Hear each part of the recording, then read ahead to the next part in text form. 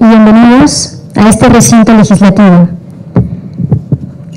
En el marco internacional del Día de la Mujer, saludo a acompañar la presentación del libro Violencia política contra la mujer, una realidad en México, dentro de un contexto político y electoral histórico para nuestro país, luego de la reforma constitucional al artículo 41, en el que se establece la paridad como acción afirmativa para el ejercicio de la participación política de las mujeres en México.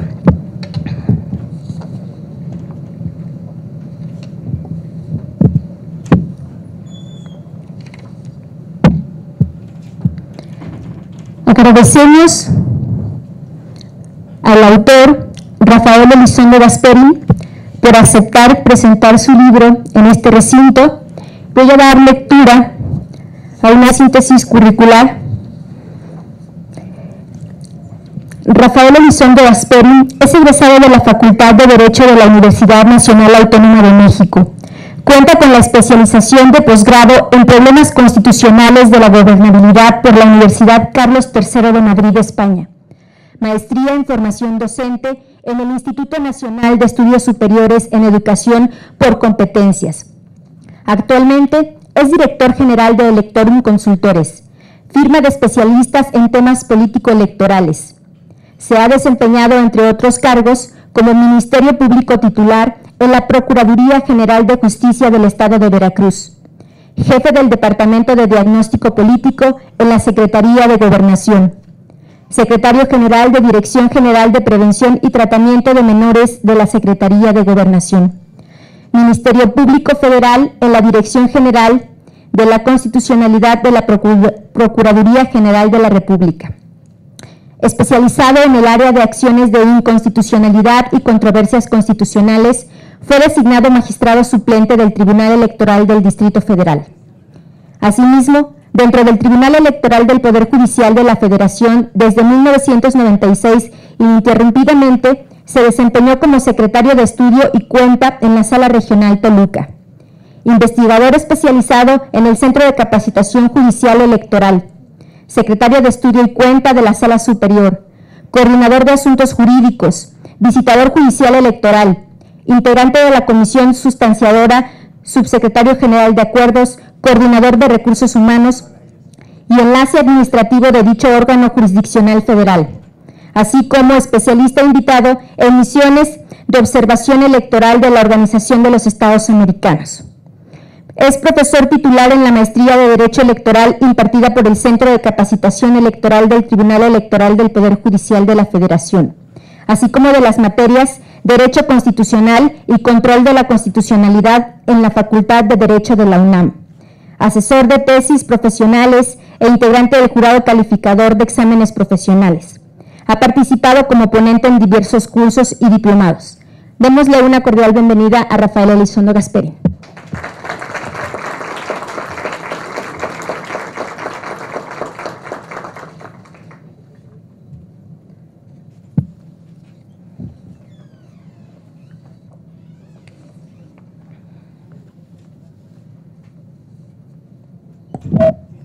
Integran esta mesa para platicar con nosotros este día en que enmarcamos el Día Internacional de las Mujeres en plural.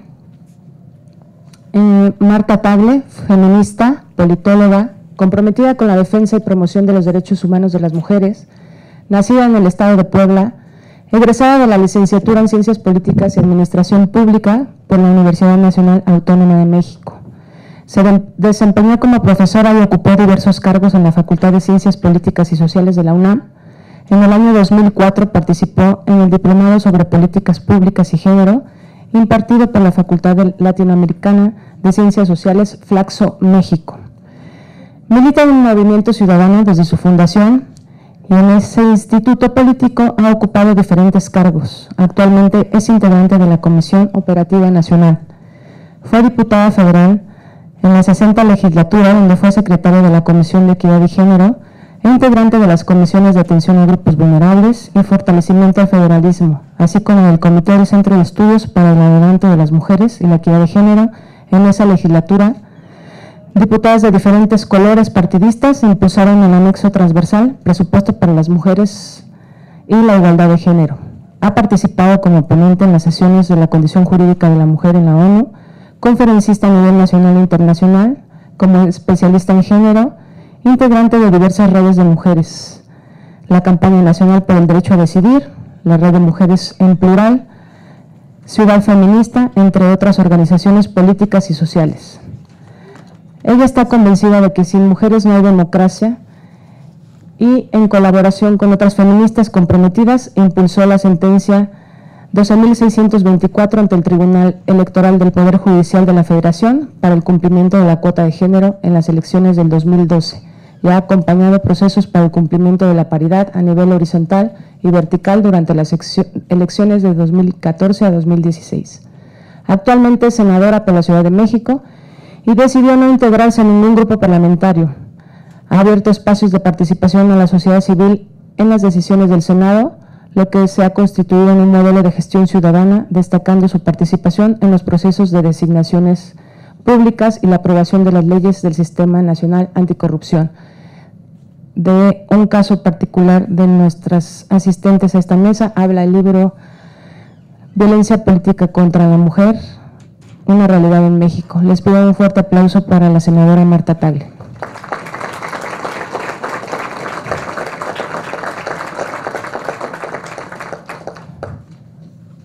Asimismo, nos acompaña la senadora Lorena Cuellar Cisneros.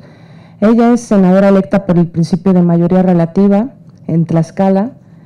Ha sido diputada local en la 60 legislatura de 2011 a 2013, coordinadora de la fracción parlamentaria del Partido del Trabajo, diputada local en la legislatura de 2005 a 2007,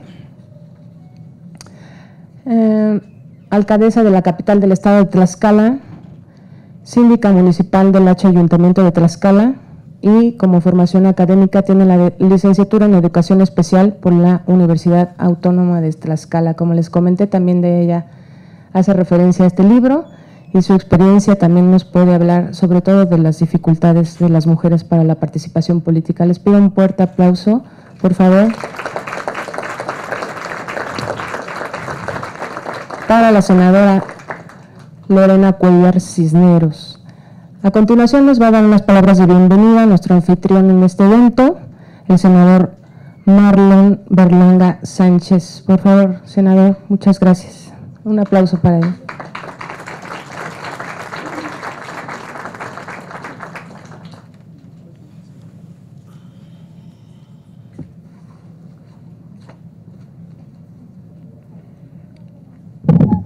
Muchas gracias a todos y a todas aquí presentes. Para iniciar, honor a quien honor merece. Este evento ha sido realizado gracias al esfuerzo, a la participación constante, al entusiasmo de mi compañera y amiga Dorisol González Cuenca, a la cual les pido un fuerte abrazo, un fuerte aplauso y un reconocimiento a ella porque la lucha a favor de los derechos políticos de las mujeres, ella ha sido una partícipe actual de este tema. También quiero agradecerle a Angie Villa, una compañera y amiga, que sin su sabiduría yo no podría haber hecho un texto que voy a leer y que ella ha sido muy generosa de asesorarme para ser puntual con los temas que vamos a tratar. Muchas gracias, Angie. Un fuerte aplauso para ella. No está de más agradecerle siempre al equipo de trabajo con el que uno está y quiero agradecerle a la compañera y amiga también, compañera de trabajo y amiga personal, Mirna Romero, que es la que ha hecho toda la gestión administrativa para que este evento suceda y aunque no la veo aquí, sí quiero reconocerle a Mirna su esfuerzo y su compromiso con nuestro trabajo. Gracias, Mirna. Por último, agradecer a Lili, mi secretaria, a mi compañera de trabajo, a Silvia y a Lili Hernández, más mujeres, que gracias a ellas y solo por ellas podemos hacer muchas cosas los que estamos aquí trabajando en el Senado de la República. Gracias a todas, muy amables. Marta, muchas gracias por estar aquí. Lorena, te agradezco tu presencia. Y por supuesto, quisiera darles a todos y a todas la bienvenida a la presentación del libro Violencia Política contra la Mujer, una realidad en México, de Rafael Elizondo Gasperín, consultor electoral especializado. A los hombres también nos corresponde pronunciarnos contra el sexismo, la violencia y la discriminación contra las mujeres. Se presenta en este espacio legislativo en el marco del Día Internacional de la Mujer, un día en que se conmemora su lucha por la igualdad de derechos y de oportunidades en todas las esferas o ámbitos de sus vidas. Este año, este Día Internacional encabezado por la ONU se suma a un movimiento mundial sin precedentes por los derechos, la igualdad y la justicia a favor de las mujeres. El acoso sexual, la violencia y la discriminación que viven han acaparado los titulares y el discurso público. Las acciones políticas y gubernamentales no se pueden quedar atrás. Deben sumarse con determinación a favor del cambio y contribuyendo al empoderamiento de las mujeres, que hoy por hoy es imparable. Empoderamiento. No se trata de una palabra gastada que hace unos años era todavía incomprensible para la generalidad de personas y lamentablemente también para muchas instituciones, funcionarios y servidores públicos, y para representantes populares, sino que se trata del conocimiento de sus derechos, su invocación y ejercicios plenos que el Estado debe garantizar en todas sus etapas hasta el acceso o procuración de justicia libre de violencia y de discriminación. Todas y todas lo hemos visto a través del movimiento Me Too, yo también, Ups, ya basta, y otros que se alzan como consignas de las mujeres en todo el mundo sin olvidar ni una menos, para visibilizar y eliminar el acoso sexual, la violencia de género y el homicidio, a través de manifestaciones, marchas, campañas mundiales que constituyen la demanda expresa de las mujeres porque su realidad sea más igualitaria, misma de que las autoridades y los gobiernos en todos sus niveles no podemos ser ni sordos ni omisos. No obstante, atreverse a pensar diferente, opinar, participar en la vida pública, le ha costado a muchas mujeres violencia y discriminación en su contra a lo largo de la historia, en todas partes del mundo y nuestro país. A pesar de los avances en el reconocimiento de sus derechos, no es de excepción que por ello cualquier contribución para la difusión de derechos de las mujeres y que signifique la garantía de su ejercicio es bien recibido en mi agenda como senador de la República. La violación sistemática de los derechos humanos de las mujeres en México, a partir de la actuación omisa de gobiernos y funcionarios que permiten y toleran la violencia en contra de las mujeres, es un tema de interés público que todas y todos debemos reconocer para poder actuar en consecuencia. Es un asunto que, además de leyes y políticas públicas, requiere una profunda conciencia social cuyo andamiaje debemos construir entre todos y todas. La violencia contra la mujer es consecuencia de la discriminación impuesta tanto en leyes como en la práctica, y de la persistencia de desigualdades históricas por el simple hecho de ser mujeres.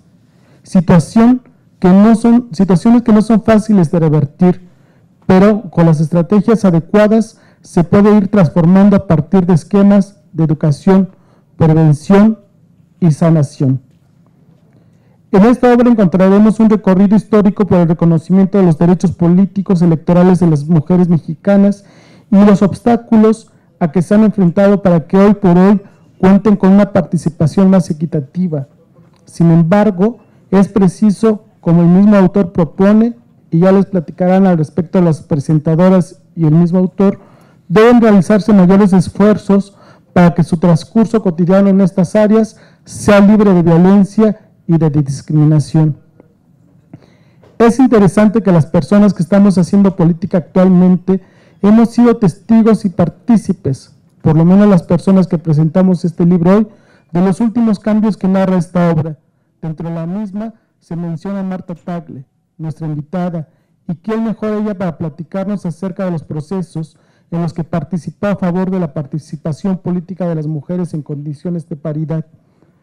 Todas y todos aquí recordaremos cuando la participación de las mujeres primero fue del 70-30%, hasta hoy que nos obliga bien a que sea 50 y 50 en todos los cargos y niveles de representación y participación electoral. A su vez, esta obra es un trabajo de investigación, libro de texto y sobre procedimientos que cualquiera que transite por la participación política con ánimos de que ésta sea cada vez más democrática debe conocer, reconocer y propiciar con conocimiento y con convencimiento de causa. Que la participación política de las mujeres en el presente y en el futuro sea libre de violencia y en condiciones de igualdad. Con su lectura podrán darse cuenta de las mañas que han inventado diversos partidos y sus representantes para frenar las reformas a favor de la participación política de las mujeres, y cómo estos hechos fueron dando a cuentagotas según la interpretación de los avances legislativos que se fueron dando más visiblemente desde la década de los 90 hasta el proceso electoral pasado, sin omitir, desde luego, la historia y la participación de las mujeres por el derecho de votar y ser votadas. Recordemos que la violencia es un abuso de poder, una violación de los derechos humanos y un delito que vulnera el bienestar y la vida de las mujeres, que no solo impide su desarrollo, sino que amenaza la democracia y obstaculiza la paz social. Por cierto, que es de destacarse el uso del lenguaje incluyente que cuida el autor durante todo este libro. La distinción entre los términos de violencia, violencia política y violencia contra las mujeres que explica de manera muy necesaria y acertada, y quién mejor que él y las presentadoras para explicarlo. Nos aclara mujer y género no son sinónimos, lo cual para muchas y muchos de quienes estamos aquí nos debería parecer hasta innecesario.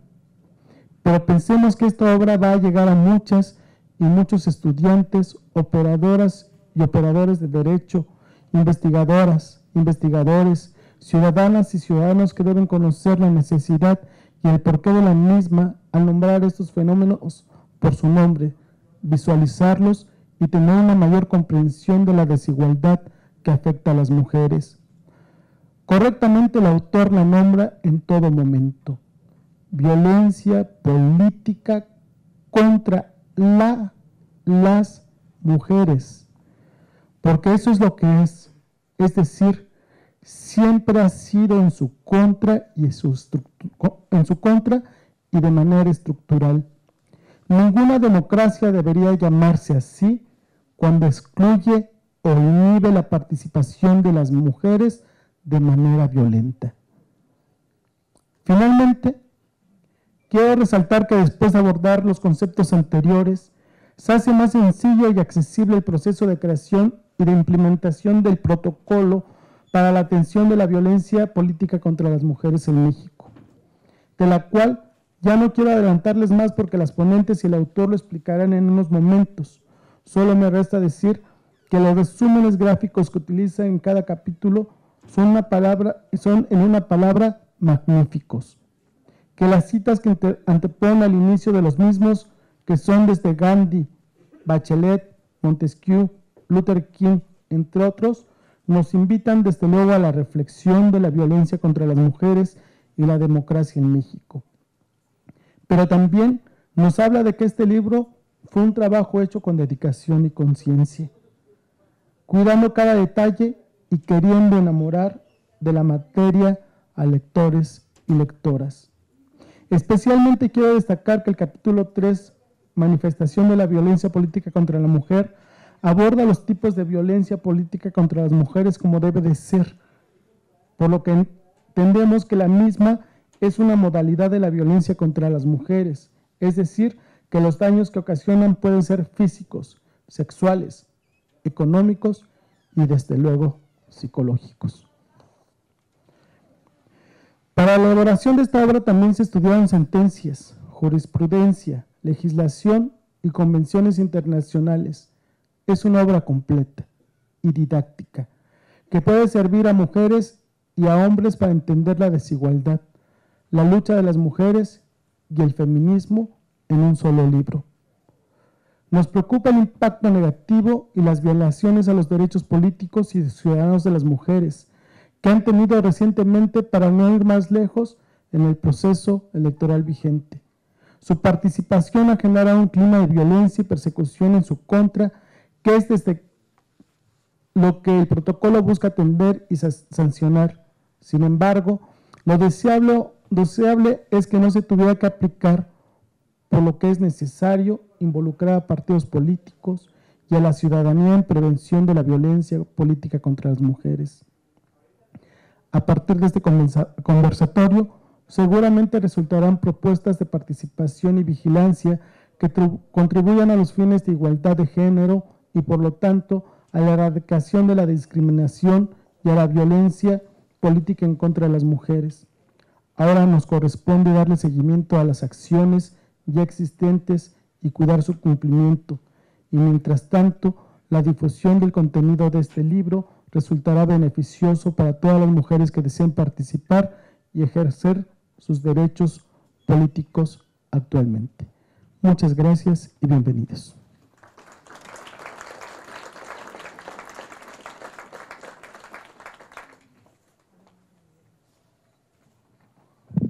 Sin más, cedemos el uso de la palabra a la senadora Marta Tagle. Por favor, senadora. Muchas gracias, Dorisol, y de verdad muchas gracias a ti por promover la presentación de este libro, y por supuesto al senador Marlon Berlanga, que como muchos de ustedes han de saber, ha ingresado recientemente al Senado, y me gusta que incorpore a su equipo personas como Dorisol, tan comprometidas y que además empuje estos temas. He estado incluso siguiendo sus iniciativas. Presentó recientemente una con respecto a un tema en el que también estoy involucrada, que tiene que ver con la regulación de la cannabis, y por supuesto que le apoyo.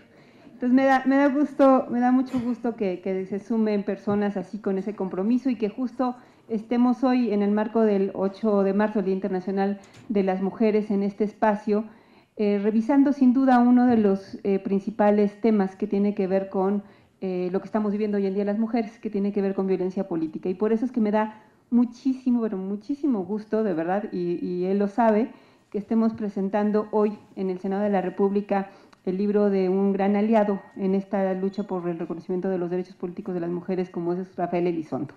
Rafael Elizondo ha demostrado ser un aliado de nuestras causas, un aliado muy importante, porque tiene de su lado el derecho, los conocimientos y sobre todo el compromiso de defender los derechos políticos de las mujeres desde una perspectiva de género. La conoce, la entiende, y eso no se puede decir de todos los hombres, y por eso son aliados tan poderosos cuando saben, entienden el tema, lo conocen y entran en serio, ¿no? Porque hoy en día, y sobre todo de cara a lo que viene en los próximos meses, vamos a escuchar muchos discursos políticamente correctos de hombres que no necesariamente están comprometidos con nuestros temas, y que lo mismo les da hablar de igualdad que de equidad, que de paridad, ¿no? Que de cuotas, que no lo entienden, pues, pero que es un asunto que se vuelve políticamente correcto.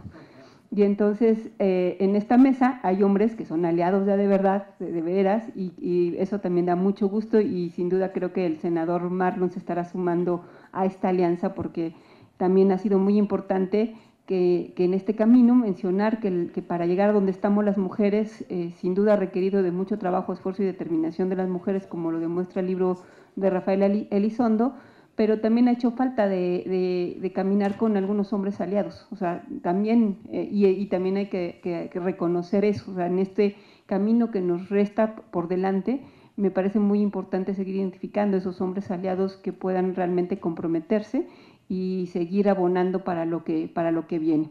Y por supuesto compartir esta mesa con la senadora Lorena Cuellar, que además de ser una excelente compañera aquí en el Senado, y seguramente podrá relatarlo, ella también ha vivido, como todas nosotras, situaciones de violencia política, y como en el caso de Dorisol y de la propia senadora, no solamente se quedaron en una situación de saberse víctimas de violencia política, sino que acudieron a defender sus derechos, porque eso me parece fundamental, o sea, entre el papel de la víctima a convertirte en una actora que acude a defender sus derechos políticos y que hay hombres aliados como Rafael que están ahí para ayudarte a defenderlos, eso me parece un paso fundamental en el tema de los derechos políticos de las mujeres. O sea, no solamente hace falta saber que tenemos derechos y permitir que los violen y saber que los están violentando sin que hagamos nada, ¿no? Y las principales interesadas en defender esos derechos tenemos que ser nosotras mismas, por supuesto acompañadas, rodeadas de un grupo de mujeres, porque tampoco enfrentar la violencia política es fácil, pero por eso también se debe de reconocer que no todas las mujeres se atreven a dar el paso, prefieren quedarse ahí con esta situación que están sufriendo, y es bien importante seguir ahondando en estas alianzas que nos permitan hacerle frente a la violencia política y a muchas otras formas de violencia, pero de manera unida, juntas y demostrando este tema. Y bueno, como les decía yo aquí a Rafael, que sí que me pongan un reloj acá para que no me cuelgue yo en el micrófono, porque sí quiero hablar del libro, porque ya le dije que me voy a convertir en la promotora del libro para que lo compren en todos lados. Me parece muy importante el libro como está estructurado. Le decía yo a Rafael que se nota que es académico, porque tiene obviamente una estructura metodológica con la intención de enseñar, pues, ¿no? O sea, está dividido en dos partes. En la primera parte, que me parece fundamental cuando hablamos de estos temas señalarla, habla de toda la historia, resumida, pero al final de cuentas menciona aquí la historia de lo que las mujeres hemos tenido que hacer para que se nos reconozca el derecho a tener derechos, el derecho a ser votadas, a ser electas. También siempre digo que ya no hablo de ser votadas porque luego creen que es con la otra B. Entonces, el derecho a ser electas, y él insiste en algo en lo que yo también he insistido mucho, que no solamente es este derecho político electoral de votar y ser electas, sino el reconocimiento a ser ciudadanas. Y él habla de eso, o sea, por eso les digo que él sí entiende el tema. Lo que obtuvimos en 1953 no fue solamente el reconocimiento del derecho a votar y ser electas, obtuvimos el reconocimiento a ser ciudadanas, y eso va mucho más allá del solo hecho de votar y ser electas. Entonces, por eso en esa dimensión estructura toda el relato de la historia que van a encontrar acá, y en una segunda parte que también me parece muy importante y de manera muy didáctica, nos dice qué es la violencia política, qué es la violencia política en razón de género, porque es bien importante tener muy claras, sobre todo ante la falta de una legislación en la materia, porque no hemos logrado concretarla, tener estas definiciones muy claras. ¿Por qué? Porque tenemos riesgos. Por una parte, que no entendamos qué es violencia, pero también, y él lo advierte, que sea utilizado el tema de la violencia política, que no necesariamente sea en razón de género, y que también pretenda ser usado el tema. Entonces, esas dos partes del libro son fundamentales. De la primera, que empieza desde la época de los constitucionalistas, aquí hice algunas señalizaciones porque cuando uno lo lee, que además viene de las discusiones que se dieron en la Constituyente de 1917, se siente uno tan reflejada con la realidad y escucha a sus compañeros de partido, porque es lo mismo que estamos escuchando hoy. Y si no, mire, dicen, en contra de la propuesta de Hermila Galindo, se pronunció Inés Malavés, argumentando que si los legisladores aceptaban, la población femenina descuidaría la atención de sus hijos y de su hogar.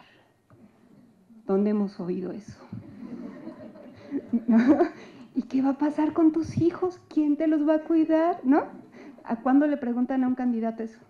Los medios, nunca, ¿verdad?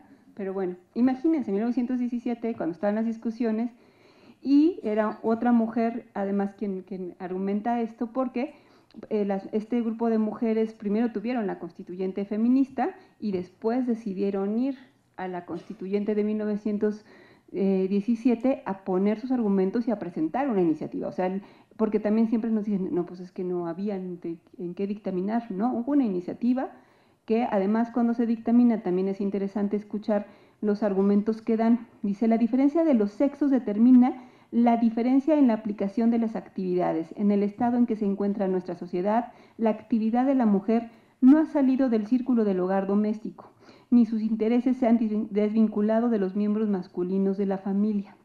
No ha llegado a nosotros a romperse la unidad de la familia como llega a suceder con el avance de la civilización. Las mujeres no sienten, pues, la necesidad de participar en los asuntos públicos, como lo demuestra la falta de un movimiento colectivo en ese sentido. ¿De dónde sacamos más mujeres si ellas no quieren participar? Así nos dicen, ¿no? Así nos decían en el 17. Pues ¿de dónde si ellas no encuentran la necesidad de participar, están a gusto en su familia? Además depende de eso la unidad familiar, ahí déjenlas, ¿no? La señora de la casa hace algunos años, ¿no? Entonces, así empezamos estas historias, y es bien importante conocerlas pues para entonces reivindicar y saber por qué estamos aquí, lo que ha costado llegar aquí. O sea, las mujeres no estamos sentadas en estos espacios, en todos estos espacios de a gratis, nos ha costado y mucho, y es una historia colectiva que hay que conocer, y que además Rafael lo hace por décadas. Y en cada década, además de que te cuenta y te pone estos documentos que son históricos, te dice al final un resumen, por si no te lo leíste todo, te vas al resumen. Dices, aquí dice, ¿qué se obtuvo en la década? Tan, perfecto, al que sigue, ¿no? Entonces, sirve para eso. Algo también que es interesante en la historia y que también tenemos que reconocer porque, sobre todo cuando se ponen en pugna las ideologías, y yo siempre les digo que las mujeres, a pesar de eso, hemos tenido la capacidad de poner por encima de las ideologías el avance de nuestros derechos, es importante también saber que en un momento de la historia, en estas luchas que las mujeres de manera sucesiva han venido avanzando, se votó y se aprobó en el Congreso esa reforma para el reconocimiento de la ciudadanía de las mujeres en la época de Lázaro Cárdenas. De un hombre que en la historia es reconocido como un hombre progre, como un hombre que hizo aportes importantes para nuestro país, muy reconocido, pero que cuando tuvo en sus manos la posibilidad de reconocer la ciudadanía de las mujeres, no quiso. Y que efectivamente se habla de las diferentes especulaciones que ha habido al respecto, pero sin duda la más importante tiene que ver con que, y aquí lo dice el libro, Cárdenas no podía tomar el riesgo de pronto de tener más de la mitad de electores que favorecieran, digámoslo así, estas tendencias, las conservadoras, porque iban en contra precisamente de su política pública. Hay que recordar que en los años 38 o 39 se estaba formando el Partido Acción Nacional y se decía que las mujeres, así como nos decían que estamos influenciadas primero por nuestros maridos, en el 38 estábamos influenciadas por las iglesias y que entonces las mujeres iban a ser manipuladas por las iglesias y que iban a darle el voto a ese partido naciente que en el 42, suponiendo que fuera así, pues hubiéramos generado la alternancia política, porque si era la mitad de la población, más de la mitad de la población siempre hemos sido, pues, ¿no? Entonces, digo, no sé si hubiera sido para bien o para mal, yo de izquierda podría decir que no estoy muy segura de eso, pero de que hubiera habido alternancia, o era una posibilidad, pues, y ellos no se arriesgaron a eso, ¿no? En el 42 dijeron, no, es que si les damos el derecho al voto a las mujeres, va a ganar el otro partido. Entonces, sin duda, la historia sería otra. Y eso es importante conocerlo, ¿no? Llegamos al 53 y después de muchas cosas, dice, la lucha de las mujeres no concluyó con el reconocimiento de su calidad de ciudadanía que derivó en su derecho a votar y ser votadas en el 53. A partir de ese momento, su lucha, y sigue siendo, fue al interior de los partidos políticos, quienes tienen la facultad, de designar a sus candidatas o candidatos a cargos de elección popular y lograr, con acciones afirmativas, la equidad y la paridad en la composición de los órganos de representación. Esa sigue siendo nuestra realidad. O sea, después de esta batalla hacia afuera con los poderes públicos para que se reconociera nuestro derecho, ahora nuestra batalla es y sigue siendo con los partidos políticos, ¿no? ¿Por qué? Porque la gran mayoría de las situaciones que hoy en día están llegando a los tribunales tienen que ver precisamente con el tema de las candidaturas. A las mujeres no nos dejan registrarnos como candidatas, o lo peor, muchas mujeres me han buscado porque dicen, yo me quiero registrar como precandidata en mi partido, pero la convocatoria no aparece por ningún lado. Y luego en casi todos los partidos se establecen formatos para registrarte como precandidato. Pues sí, el formato no es público, solo se lo dan a la persona que se tiene que registrar. Entonces nuestra batalla ha sido y es ahora al interior de los partidos políticos, porque el monopolio de la designación de las candidaturas sigue siendo de los partidos y particularmente de las dirigencias de los partidos políticos. Y eso también está relatado en este libro. También algo que es bien importante decir, porque a mí me emocionó mucho encontrarme con las fotos de todas estas mujeres que han abierto brecha. La primera diputada, la primera senadora, la primera regidora, cómo las mujeres obtuvimos primero el derecho a ser electas en los espacios municipales, ¿no? La historia de Yucatán sin duda es muy importante, San Luis, Chiapas, fueron los primeros estados donde se reconoció, y aquí viene, el derecho de las mujeres a ser electas, y fueron las primeras en llegar de diputadas, de regidoras. Y cómo es que a pesar de eso, o sea, de ser el primer lugar en donde se reconoció antes de a nivel federal el derecho de las mujeres, es donde seguimos teniendo más resistencias. En el ámbito municipal, muchos años después, seguimos, o sea, casi 100, seguimos teniendo las mismas resistencias en el ámbito municipal, ¿no? Y esa parte de la historia es muy importante. Y luego, para ya no entretener mucho, por eso les digo, tienen que comprarlo, porque se van a encontrar con unas historias que realmente son muy importantes conocerlas, ¿no? Resumidas y además explicadas de manera muy sencilla, retomando incluso extractos de los documentos históricos. Y por si fuera poco, porque les decía que por década hacía un resumen, bueno, además saca en capsulitas al margen de las hojas la parte más importante de ese documento, entonces todavía lo hace mucho más sencilla la lectura. Entonces, si no tienen oportunidad de leerlo todo, pueden enterarse porque están estas viñetas donde además viene en cada hoja sacado la información, ¿no? Entonces, eso es importante. Y luego, con respecto al tema ya de la violencia política, les decía que es muy importante ahora de cara a la paridad, o sea, de todo este camino para llegar al reconocimiento de la paridad, de que las mujeres a final de cuentas tenemos que tener el mismo derecho a formar parte de las decisiones públicas. O sea, cuando hablemos de paridad, no hablemos ya del 50-50 como un porcentaje o como un asunto de números, no, sino del reconocimiento que tenemos las mujeres al formar parte en la misma, en condiciones igualitarias con respecto a los hombres, de las decisiones públicas, de las decisiones que nos afectan todos los días, de lo que se decide en el cabildo, en la colonia, en el Congreso local. Son decisiones que afectan a todas las personas y las mujeres tenemos el derecho de formar parte de esas decisiones públicas porque afecta nuestra vida diaria. Eso es lo que significa paridad. O sea, paridad no significa nada más que lleguemos más mujeres al Congreso, significa que todas podamos formar parte de la vida democrática de este país e incidir en lo que nos duele, en lo que nos lastima, en lo que los otros no ven como prioritario, ¿no? Entonces, todo este camino para llegar hasta acá, ahora, digo, no es nuevo, pero ahora se ve mucho más clara las resistencias para que las mujeres formemos parte de las decisiones públicas. La violencia política siempre ha estado ahí, pero mi tesis es que no siempre, o sea, siempre ha estado ahí, digo, incluso el reconocimiento del derecho del Día Internacional contra la Violencia de las Mujeres, el 25 de noviembre, se conmemora justamente porque tiene como antecedente una situación de violencia política, las hermanas Mirabal, que fueron atacadas por el régimen. Y eso no lo reconocimos muchos años después como violencia política, pero es violencia política, fueron asesinadas por el régimen. Entonces, o sea, ahí está la violencia política. Todas estas historias que vienen en el libro reflejan esa resistencia de que las mujeres formemos parte de las decisiones públicas y siempre ha habido violencia política. Sin embargo, ahora que además ya le hemos puesto nombre y apellido y que además hay esta llegada masiva de más mujeres a los espacios de toma de decisiones formales, se ve mucho más, se siente mucho más y ha tomado otras formas, ¿no?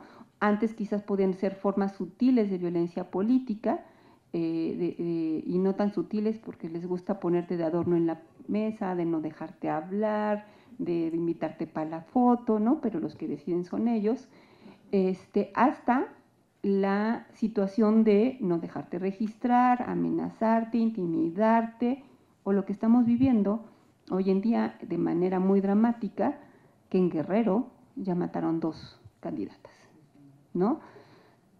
Ha ido esto tomando cada vez formas más difíciles y por eso es tan importante hablar en este marco de la violencia política. Y por eso también es tan importante tener en las manos un libro de esta naturaleza, porque deja muy claro qué es la violencia política contra la mujer.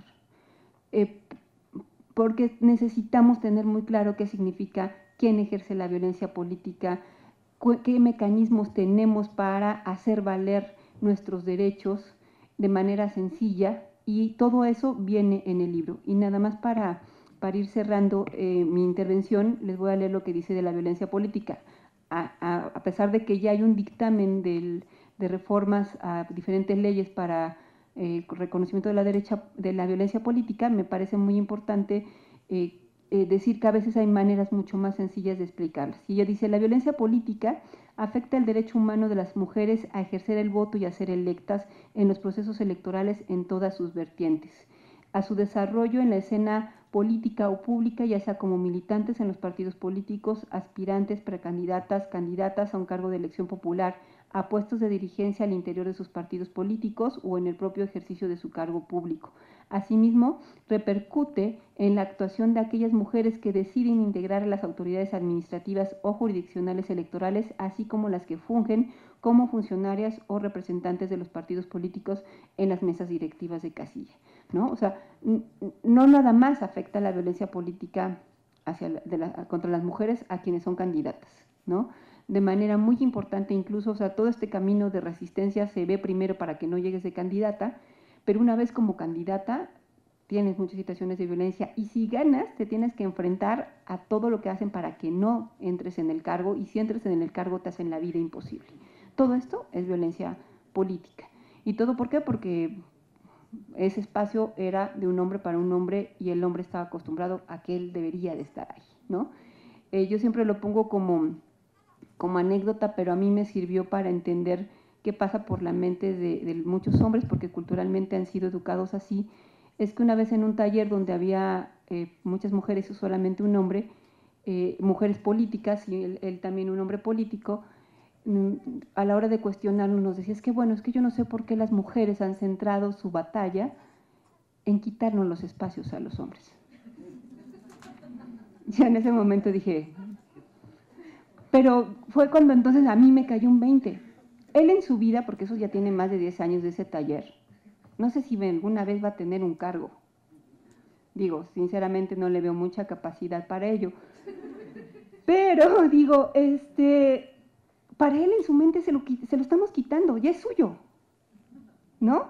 A lo mejor nunca va a tener la posibilidad, no porque se lo llegamos a quitar las mujeres, su capacidad no le da para eso, pero en la mente de muchos hombres es su espacio y las mujeres llegamos a quitárselos, ¿no? Entonces, batallar con esto sigue siendo hoy en día el principal problema, y por eso esto ante esa resistencia se convierte en un asunto de violencia política. Y por eso es bien importante saber qué hacer, cómo actuar, dónde ir, con quién ir, y tener aliados que además nos permitan ir a los tribunales a defender nuestros derechos, y que sean defendidos en serio, porque también en el camino nos encontramos con muchos o que no entienden el tema, o que no lo conocen, o que su negocio es litigar y que no les interesa defendernos, y que entonces tampoco tenemos una buena defensa de nuestros derechos políticos. Por eso es importante este libro, por eso es importante que hoy, 8 de marzo, estemos, bueno, mañana es 8, pero hoy en el marco del 8 de marzo estemos hablando de la violencia política hacia las mujeres, y nuevamente agradecerles a todos en esta mesa que hicieron posible la presentación de este libro, y ojalá lo sigan difundiendo. Muchas gracias.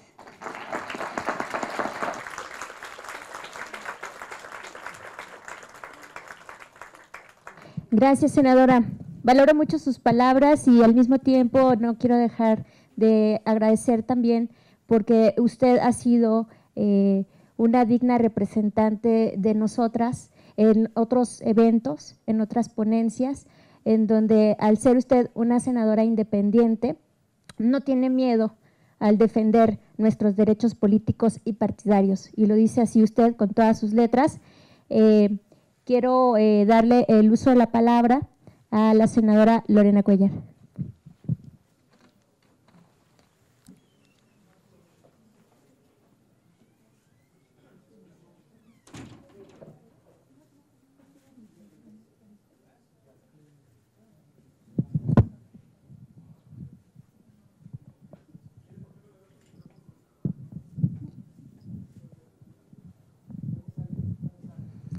Muy buenos días.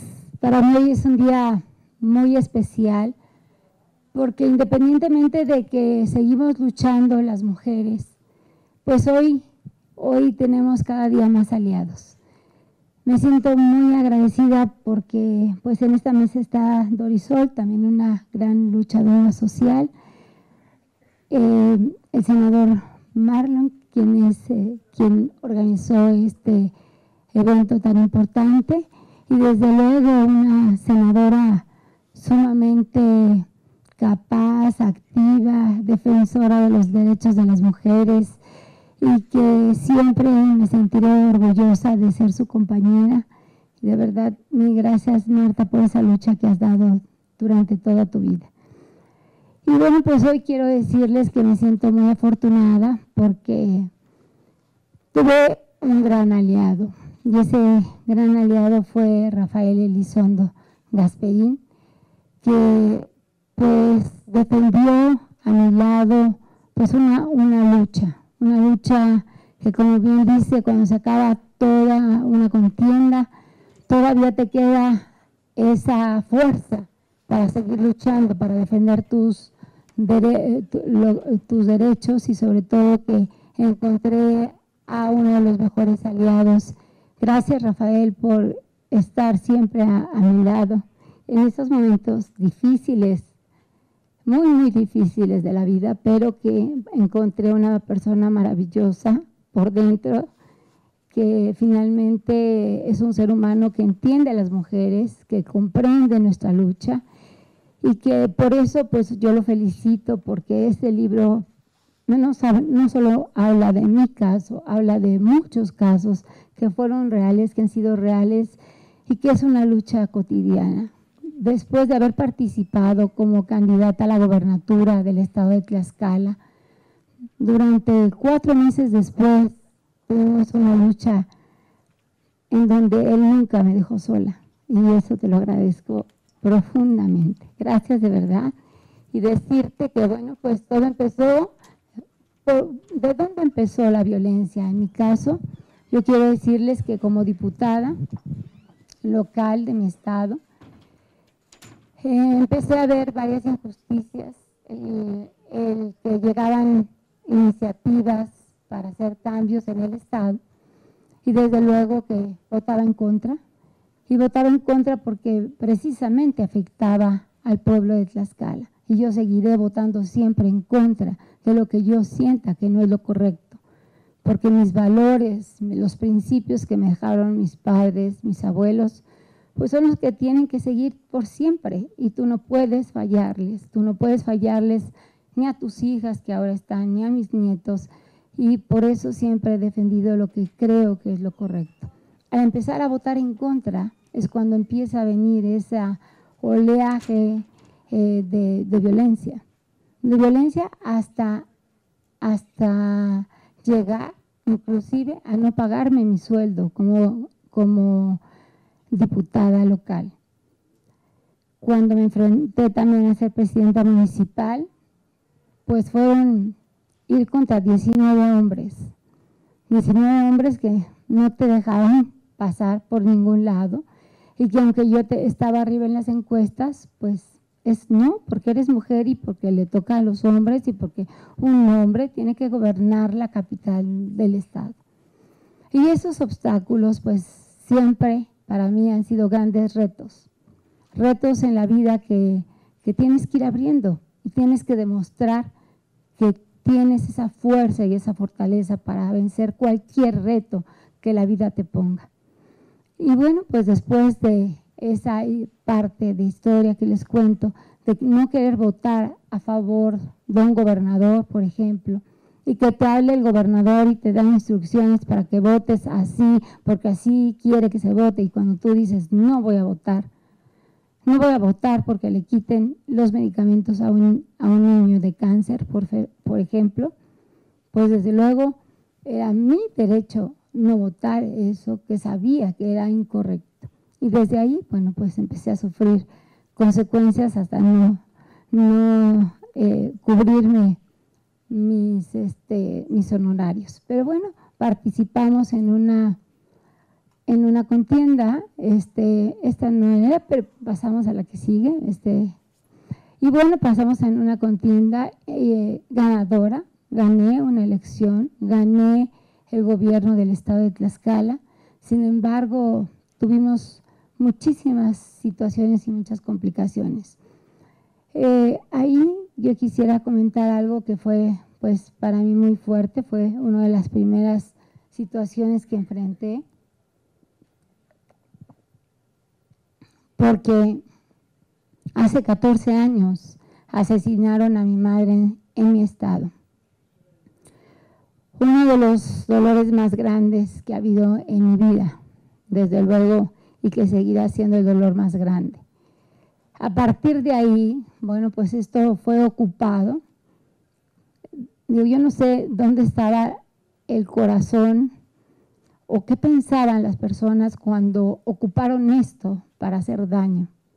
Porque yo siempre pienso que cuando tú haces daño, la vida te lo regresa de alguna u otra manera. Y tampoco deseo que le vaya mal a nadie, pero eso no se hace. No se ocupan cosas para perjudicar nunca a nadie, y menos en algo tan doloroso. A mi madre la asesinan 14 años atrás. Desgraciadamente nunca supimos, después de una gran lucha también, de saber cuál había sido la causa. Y bueno, pues esto, seguimos, Alan.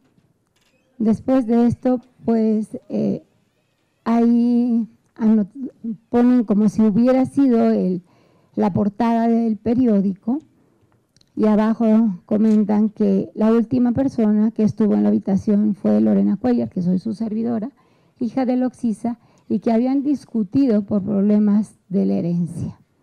Si nos vamos a la que sigue, por favor. Esto no fue así, o sea, está el original, que está del lado derecho, y a la que le agregan en el que está del lado izquierdo, le agregan el que había discutido por problemas de herencia.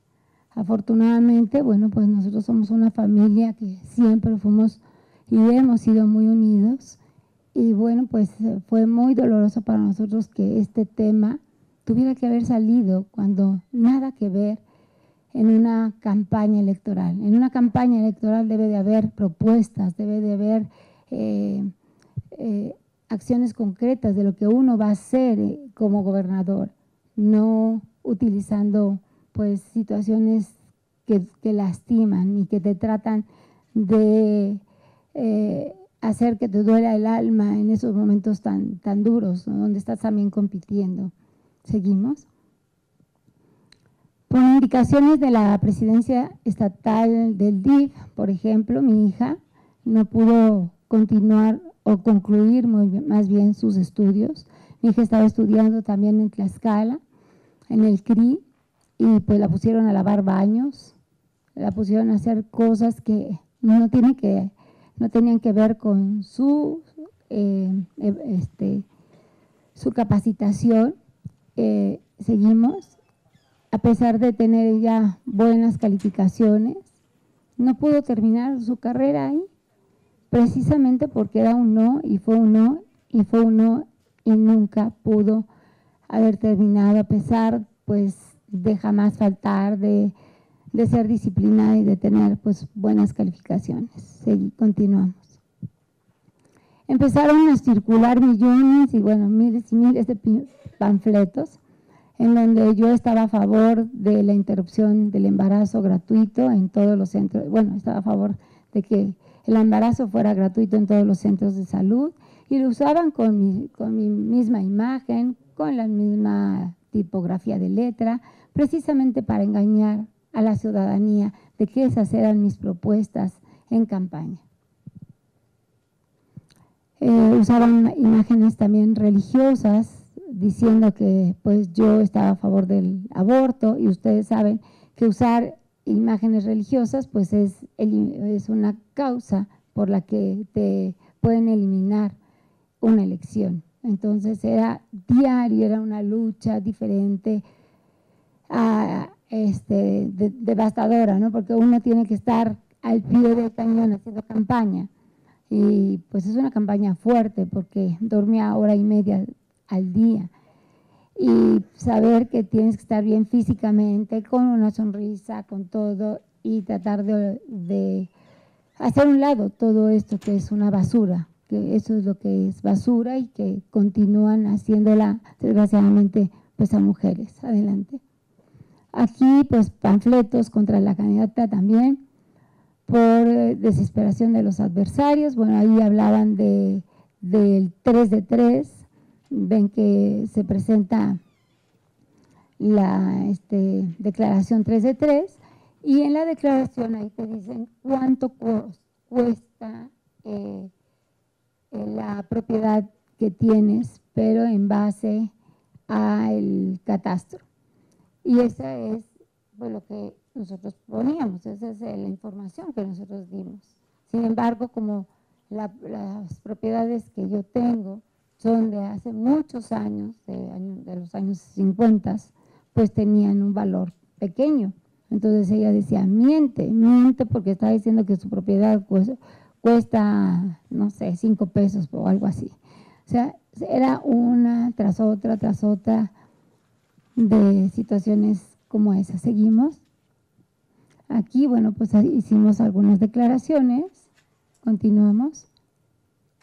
Hicimos una marcha también muy grande para pedirle al orquestador de esa guerra sucia, que era el gobernador Mariano González Sarur, que terminara pues con toda esta lucha sucia, esta guerra sucia que habíamos obtenido en base a querer participar. Continuamos. Tuvimos 3 atentados. En uno de ellos pudimos agarrar a las personas que iban ya armadas para matarme en el evento que continuaba. Afortunadamente, yo nunca había, ni siquiera como presidenta municipal, había tenido seguridad. Y en esta ocasión, amigos me decían, tú no puedes ir sola, vas contra un monstruo de poder. Y uno de mis amigos que me ayudaba, me auxiliaba, tuvo pues este atentado, pero ahí se da cuenta y escucha que me van a matar en el evento que continuaba, que iba a seguir posteriormente a este recorrido en donde nosotros estábamos. Y detuvimos a las personas, las llevamos a la Procuraduría y bueno, pues no pasa nada. Cuando el gobierno tiene el poder, no pasa nada. Y todo se esconde, nada de esto sale a la luz. Y bueno, tuvimos que hacerlo valer y demostrar que todo esto fue una realidad.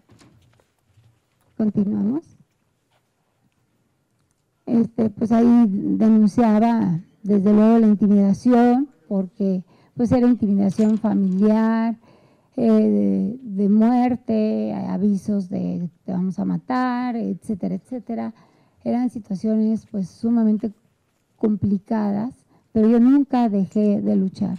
A pesar de todo esto, de todo lo que yo viví, todos estos días de infierno por una parte por esto, pero también de algo muy hermoso, en donde pude lograr unir a todas las familias enteras, donde unimos panistas, priistas, petistas, de todos los colores, porque tenían la esperanza de que llegara una mujer a gobernar como yo sé que puedo hacerlo, como lo hice como presidenta municipal, con honradez, con lealtad, con un profundo amor a mi municipio, y por eso es que, desde luego, a los que quieren seguir robando, a los que quieren seguir teniendo el poder a costa de todo, pues hacen todo lo posible por seguirlo haciendo.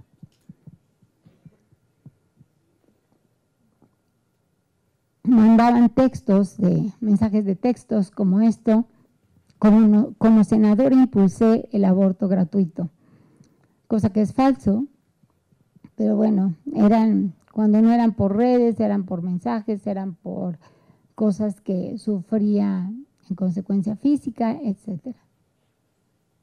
Seguimos.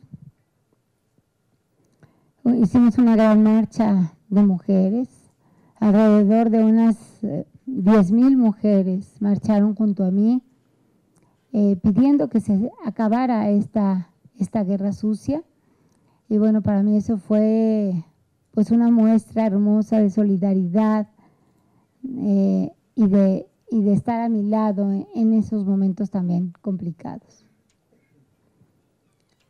Hombres armados pues esperaban a Lorena Cuellar en un evento, los tomamos, esto fue un segundo evento que también sucedió y pues también pudimos parar, y yo doy gracias hoy a la vida de estar aquí, de estar viva, de estar aquí contándoles una historia que hoy pues podría haber sido diferente, pero que no me hubiera importado si no hubiera sido como hoy lo estoy contando. Estaba dispuesta a dar todo y sigo dispuesta a dar todo por mi estado. Por eso sigo aquí y seguiré compitiendo y voy por lo que sigue. No voy aquí, nadie me para. Si alguien pensó que con esto iba a pararme y me iba a tirar, pues estaba muy equivocado. Desde aquí le digo que eso me hizo más fuerte. Me hizo más fuerte para enfrentar cualquier lucha, porque las mujeres tenemos esa gran fortaleza. Esa fortaleza que nos hace luchar hasta lograr nuestros proyectos. Y yo sé que voy a lograr el mío, que me va a costar más tiempo, pero finalmente voy a lograr. ¿Cuál es mi proyecto? Luchar por mi estado y que cambie verdaderamente tanta corrupción en la que ha estado inmersa el estado de Tlaxcala. Si algo me pasó, pues ahí responsabilizaba al gobierno del estado, a Mariano González Arur, es ex gobernador, y bueno, no ex porque sigue gobernando Tlaxcala, desgraciadamente. Seguimos. Hubo mujeres también que pues se sumaron como aliadas y que pues también han tenido que sufrir consecuencias por lo mismo, por haber pues hablado de lo que ellos sufren en sus centros de trabajo. Continuamos. 27 personas de mi equipo estuvieron en el hospital porque fueron baleados, otros fueron rotos parabrisas de carros. Mi yerno, que también tuvo una abertura en la cabeza. Continuamos. Seguimos. Los carros rotos, no sé si alcanzan a ver los parabrisas rotos de carros que también seguimos, fueron baleados. Desde luego ya la hora de la votación pues fue manipulada y vemos cómo están votando fuera de las casillas. Pues la misma consejera, desgraciadamente mujer, pues no contamos con el apoyo de la presidenta del Instituto Tlaxcalteca para que todo hubiera sido realmente respetado como debió de haber sido. Continuamos, se presentaron 29 denuncias por diferentes irregularidades. Continuamos en la que sigue. Así estaban los paquetes electorales. Fue el único estado en donde no se concluyó el conteo de todo el país. Ni siquiera hubo un punto de diferencia.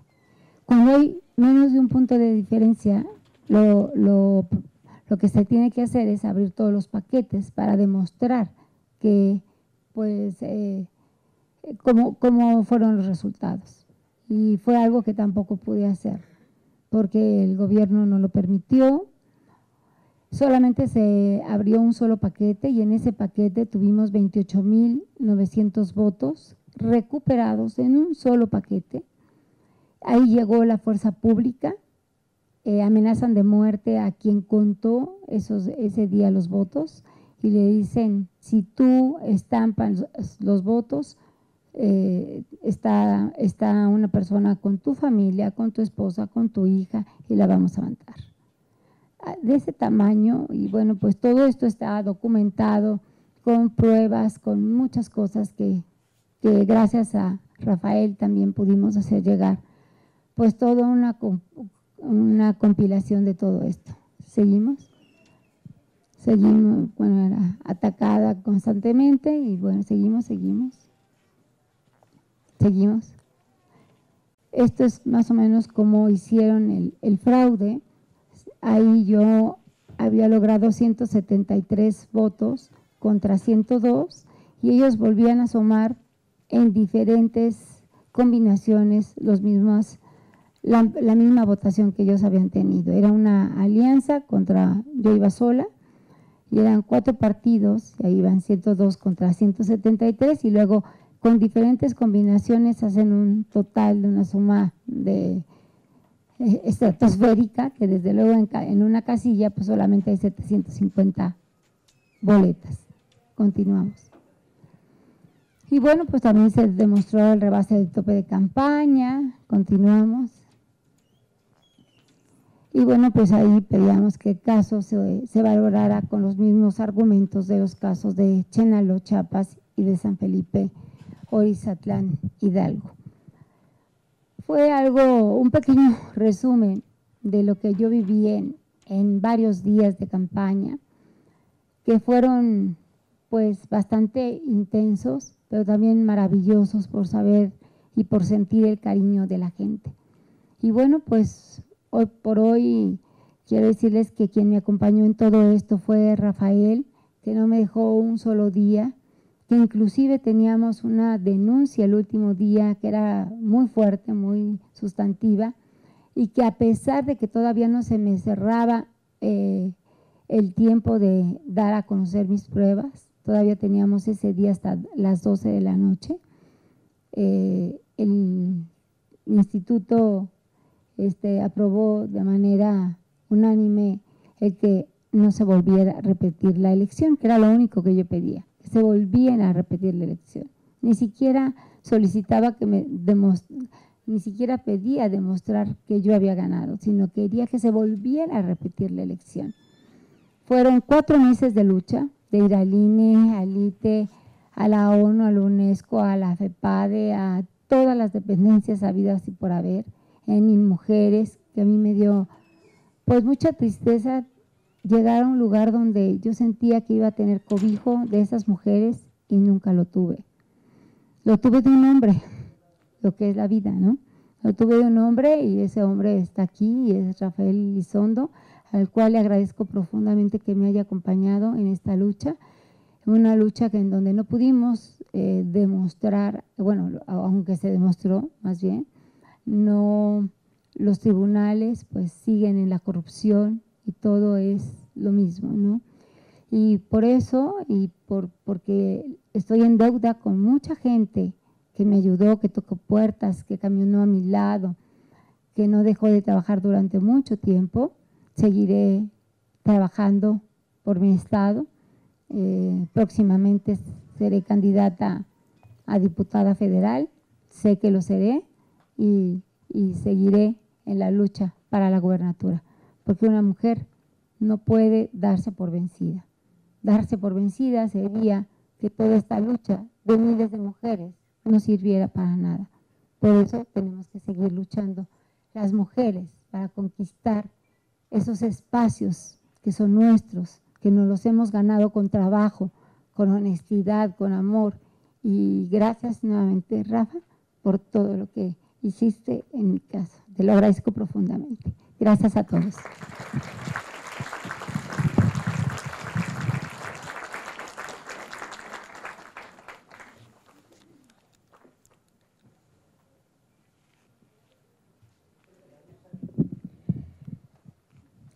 Agradecemos a la senadora Lorena Cuéllar habernos compartido su experiencia. Como escuchamos, fue una situación bastante complicada y violenta, y es una de tantas de las que hoy día estamos padeciendo muchas mujeres en México, y una de tantas de las que veremos en el próximo proceso electoral. Yo no quiero convertir esta presentación del libro en un homenaje, pero quiero tomarme también el atrevimiento para agradecer públicamente a Rafael Elizondo Gasperín, quien también me defendió en tribunales de las violencias generadas en mi partido, en el PRD, y que pudimos salir adelante y les ganamos todas. Gracias, Rafael. Yo me presenté en tu despacho sin un quinto y tú fuiste muy solidario conmigo. Eres un gran aliado de las mujeres y enhorabuena. Gracias por estar aquí, Rafael.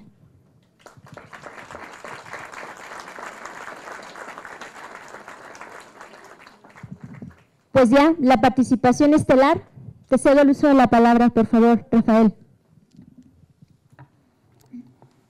Bueno, muchas gracias. En primer lugar, quiero yo, bueno, pues agradecer profundamente la invitación de estar aquí, agradecer al senador, la organización, a las senadoras, sus palabras, a Dorisol, la moderación, a las y los asistentes, a quienes han hecho posible mi participación aquí.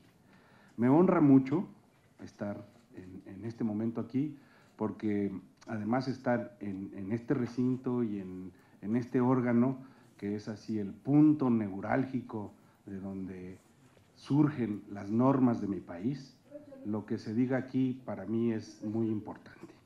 Entonces, es tan importante que déjenme hacer una confesión pública.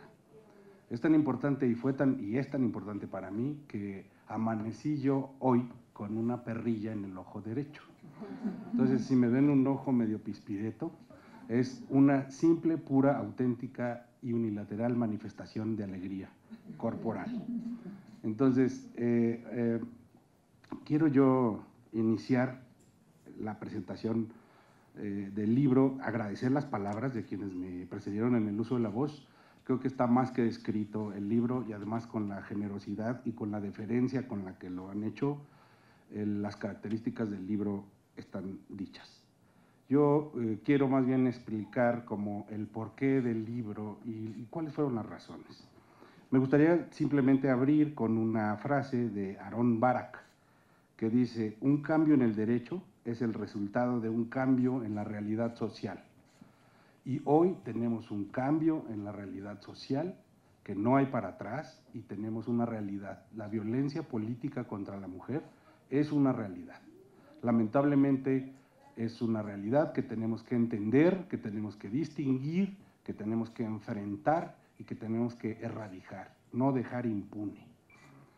¿Por qué lo digo así? Porque ya lo han ustedes visto y estamos de cara a un proceso electoral histórico en el que hay elecciones concurrentes, en el que hay figuras nuevas, hay reelección, candidaturas independientes, paridad horizontal y vertical, una serie de figuras nuevas en procesos concurrentes, en donde se van a renovar más de 3,000 cargos, en donde, por supuesto, lamentablemente, no estamos exentos de actos de violencia política contra la mujer por cuestiones de género. Entonces, de ahí es que el compromiso no es exclusivo de las mujeres, es de todos. Estamos todos inmersos y tenemos un compromiso social, colectivo, institucional, de hacer y generar y gestar un cambio auténtico y una participación sustantiva, equitativa, igual de la mujer en los procesos políticos de este país. O sea, la igualdad la tenemos descrita en los ordenamientos, pero no la tenemos reflejada en la realidad, en los contextos sociales y de participación. Tenemos que llegar al grado de garantizar esa igualdad y esa equidad de forma sustantiva, material, concreta. Como pudieron ustedes ver, cuando se presenta a la firma de abogados que yo encabezo, la candidata y nos plantea su asunto, bueno, con el cúmulo de irregularidades, qué bueno que en ese entonces no me salió una perrilla, porque yo creo que me hubieran salido en los dos ojos y me hubiera vuelto una perrilla con patas, ¿verdad? Fue muy importante empezar a darnos cuenta de cómo podíamos, y esas son las razones. El libro trata de manifestarles y de poner a consideración del gran lector, del público en general, los obstáculos que representó y los retos que representó la defensa de derechos político-electorales de una mujer y de los casos que había y de las circunstancias que había. ¿Cuáles fueron incluso internamente los cambios de paradigmas y de percepción que tuvimos que hacer desde la propia firma, en el interior y para con nosotros mismos, abrirnos, sensibilizarnos, procesar información y ubicarnos, hacer mapeos de procesos y ubicarnos en ese mundo y en ese contexto, dónde estábamos y qué podíamos hacer, a dónde podíamos llegar. Fue un ejercicio muy fuerte, porque para cuando se presenta la entonces candidata a gobernadora de una entidad federativa con la firma, ya su estrategia jurídica, si me permiten así decirlo, ordinaria, estaba planteada. Se presentó incluso varios meses después de la jornada electoral. Entonces, su estrategia jurídica, con su equipo de abogados, ya estaba planteada en contra de diversos actos y buscando la nulidad de la elección por diversas razones.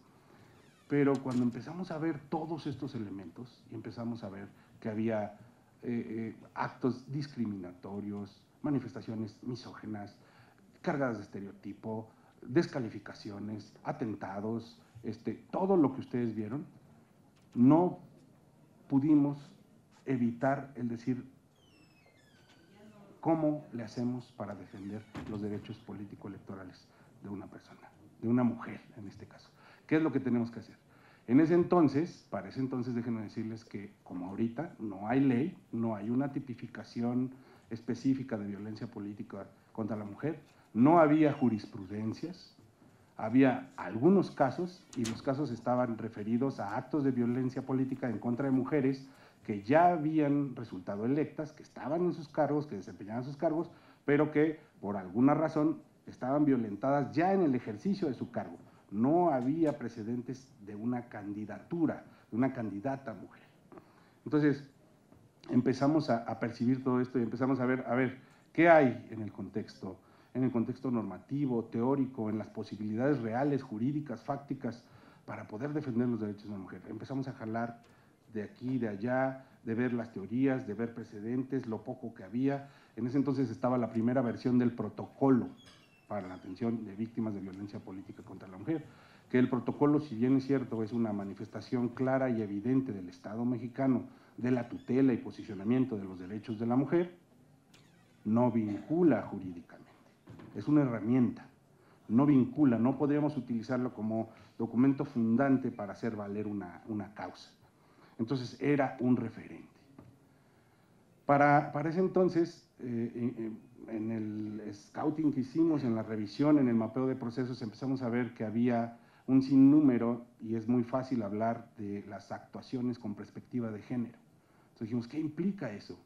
¿Qué implica para las autoridades o quiénes están obligadas y qué es actuar con perspectiva de género?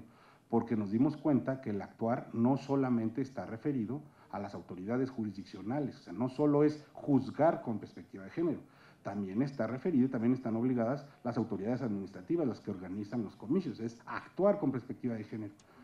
Y ¿saben qué? También está referido para el ejercicio de toda la sociedad civil y el ejercicio del derecho, también hay que demandar con perspectiva de género.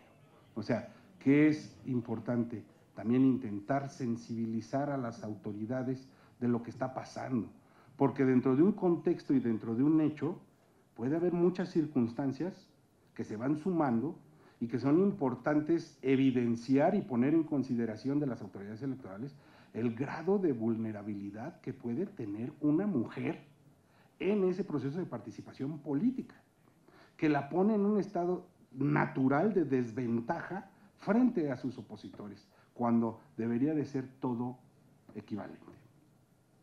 Por eso insisto que es una obligación de todos, no es exclusiva de mujeres, y los hombres estamos también compelidos y nos obliga a todos, porque si seguimos distinguiendo entre roles y funciones, hombres y mujeres, distinguir debilita. Si sumamos y decimos todos somos seres humanos, sumar fortalece. Entonces, es una obligación de todos y no tenemos por qué seguir distinguiendo en roles. Y esto le toca a ella por ser mujer y esto es derecho de él por ser hombre. No, a ver, todos tenemos que tener realmente legal, material y sustancialmente las mismas posibilidades. Tenemos los mismos derechos, tenemos que tener las mismas realidades, cosa que hoy no sucede. Entonces, frente a ese escenario, empezamos a darnos cuenta que además características del proceso electoral y de las reglas establecidas en el proceso electoral, pues iban en nuestra contra. En primero, el tiempo. Empezamos a ver, ¿cómo le hacemos si ya pasaron tantos meses? Estamos hablando, ustedes vieron el cúmulo de cosas. Estábamos hablando en ese entonces de actos de omisión, acción, tolerancia, sin número de autoridades federales, estatales y municipales. ¿Cómo podíamos plantear eso 4 meses después de la jornada? ¿Cómo podíamos plantear eso en una cadena impugnativa que se había enderezado de manera muy técnica, como normalmente y ortodoxamente se puede enderezar una estrategia para buscar modificar los resultados obtenidos en la elección o anular la elección por las características que te digo? En ese entonces vimos que había varios actos que eran omisivos y una omisión es un acto de tracto sucesivo. Entonces el planteamiento por ahí empezó desde nosotros mismos a la apertura de decir, a ver, si es una omisión, es de tracto sucesivo, entonces se actualiza permanentemente todos los días, vamos a instar al órgano jurisdiccional correspondiente, que en ese entonces, por tratarse de una elección a gobernador, la competencia se surtía a favor de la Sala Superior del Tribunal Electoral del Poder Judicial de la Federación. Es más, ahí ya estaban en estado de resolución, de tramitación y sustanciación, los medios que componían la cadena impugnativa que ya habían enderezado. Entonces dijimos, bueno, pero ¿cómo podemos hacer el planteamiento si no hay ley, si no hay precedentes, si no hay características? Tenemos que derivarlo de una interpretación constitucional y tenemos que partir de la idea de que son derechos fundamentales, son principios rectores del derecho electoral y son derechos político-electorales de una mujer lo que se está vulnerando. Entonces, de ahí venía una secuencia argumentativa para ir tejiendo un argumento en ese sentido, es decir, por favor, tribunal, es importante que tú veas esto a la luz de la violencia política, más allá de las impugnaciones que están en contra de los resultados, pero además que lo veas de manera conjunta. En esa demanda que se presentó, después incluso de hablar con la candidata y decirle, es un volado el que nos vamos a aventar, no hay nada, es abrir una puerta. Hay muchos elementos que vemos y que advertimos que podemos instar a la autoridad para que se empiece a pronunciar y tratar de ir abriendo una brecha y una puerta, pero jurídicamente no hay nada, es un volado el que nos vamos a hacer. Veíamos prácticamente de manera como muy automático y con natural el desechamiento de las promociones por extemporaneidad, que era lo primero que estábamos diciendo ante tantos meses. Sin embargo, gracias a muchos factores, a la apertura de las autoridades, a la participación de la sociedad civil, a la investigación de la academia, pero sobre todo al valor de las mujeres que se presentan a ejercitar sus acciones, es que se puede solicitar y hacer posible la construcción de andamios y de cimientos más bien sólidos en un tema como es este. Entonces se hizo el planteamiento y se solicitó a la Sala Superior, por favor, ante la conexidad inescindible de la causa, te solicitamos acumules los juicios y los resuelvas de manera conjunta, porque si tú nada más estudias la cadena impugnativa de violaciones y de petición de nulidad de votación recibida en casilla o de nulidad de elección y no ves la violencia política, estarás resolviendo de manera sesgada, de manera parcial. Tienes que ver el contexto en general de las circunstancias. Entonces, lo interesante aquí, para incluso no extenderme, porque igual que la senadora Marta, necesito ella así como un reloj que me está diciendo ya, córtale. Fue muy valioso para nosotros ver que en ese asunto se entró al estudio de fondo, se analizaron los agravios, se resolvió de manera acumulada. Ese asunto da lugar a la generación del precedente de donde surge la primera jurisprudencia en violencia política contra la mujer, que es la jurisprudencia 48, en donde ya se van delineando requisitos, estableciendo características de cuáles son y cuáles pueden ser los supuestos de violencia política contra la mujer, cuando se trate de actos o omisiones que vulneren los derechos político-electorales de una persona por el hecho de ser mujer, etc. Entonces, esa jurisprudencia, sí, ya como fuente formal del derecho, es vinculante y obliga. Entonces se empiezan a generar estos precedentes. Hoy en día ya hay otra jurisprudencia, incluso va más allá de los efectos de la sentencia, va relacionada con las medidas de protección. Ya hay otro, ya le empezaron a salir dientes al león que estaba chimuelo, que no podía morder. Empezamos a generar de alguna manera herramientas que vincularan y que complementaran a lo que existía, porque en ese entonces existían asuntos y precedentes aislados, el protocolo, no había jurisprudencia, no había nada. Entonces, en ese asunto se declaró parcialmente fundados los agravios, se ordenó a varias autoridades federales, estatales y municipales rindieran informes, revisaran sus procedimientos de actuación, vieran si estaban o no cumpliendo con perspectiva de género, con si estaban aplicando el protocolo, ¿no? A partir de ahí, instituciones y órganos como FEPADE en la Procuración de Justicia empiezan de manera más destacada y abierta sus actuaciones con perspectiva de género, a integrar sus carpetas de investigación, etcétera. Fue un momento muy importante y muy valioso en el que se abre una puerta y se genera un precedente sustancialmente importante. En esos asuntos se promovieron acciones amicus curia, en esos asuntos se declararon, FEPADE declara víctima de violencia a la candidata, en esos asuntos se abrió mucha brecha. Entonces, no obstante todo esto, siguen quedando varios retos por resolver. Se han implementado muchas cosas, ha habido grandes logros, hay un compromiso social que se ve, se siente. El hecho de que exista una participación concurrida como la que yo estoy viendo es un compromiso común, es una solidaridad, es un interés por un tema, que además no está circunscrito a mujeres solamente. Muchos varones, muchas mujeres, y solamente así podemos seguir abriendo cosas, brechas y seguir construyendo.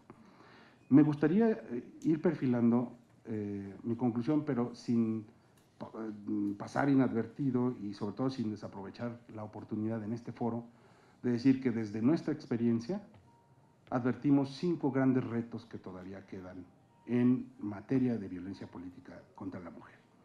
El primer reto es, sobre todo, la necesidad de un marco normativo. Es urgente e imperioso un marco normativo y además integral, la modificación de todas las normas, desde la Constitución, leyes generales, todas las normas que tengan que ver con la regularización, organización y resolución de los procesos electorales, ley de partidos, ley electoral, ley de medios, tiene que ser integral, porque es sustancialmente importante. ¿Cómo podemos defender los derechos de una mujer si no tenemos leyes en donde nos basamos? De ahí empiezan las complejidades, tenemos que hablarles a las autoridades en su lenguaje y utilizar las atribuciones y funciones que tienen legalmente conferidas para que a través de ellas, porque es el único camino en que una autoridad puede actuar, lo que legalmente tiene establecido como atribución, no hay de otra forma. Entonces, utilizando esos vías es como podemos hacer valerlo, pero es necesario e imperioso una modificación integral a la ley. El siguiente reto que tenemos enfrente son los plazos y los términos.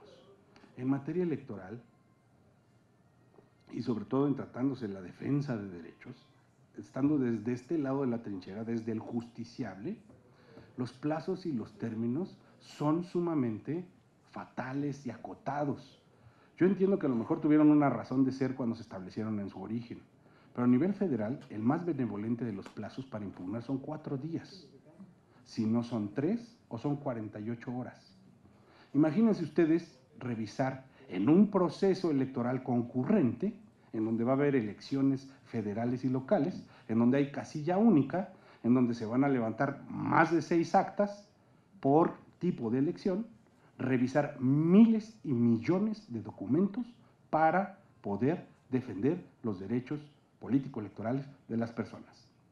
Ahora entiendo por qué los partidos políticos olvidan a su suerte a muchos candidatos, porque no tienen la capacidad, con toda esa infraestructura que tiene un partido político, con toda esa capacidad económica, cultural y profesional, no tienen la capacidad para defender a todos. Imagínense revisar todo, la jornada electoral es el mismo día y todo se desarrolla el mismo día. Creo que solamente, si no mal recuerdo, excepcionalmente el cómputo de las elecciones en la Ciudad de México empiezan a partir de que termina la jornada, o sea, el mismo día, pero más allá, todas las entidades federativas creo que empiezan sus cómputos a partir del miércoles siguiente, todas juntas. Vamos, formación TMB, vamos todos en bola, el mismo día. Entonces, defender los derechos en 4 días, revisar todo eso en 4 días, es prácticamente imposible.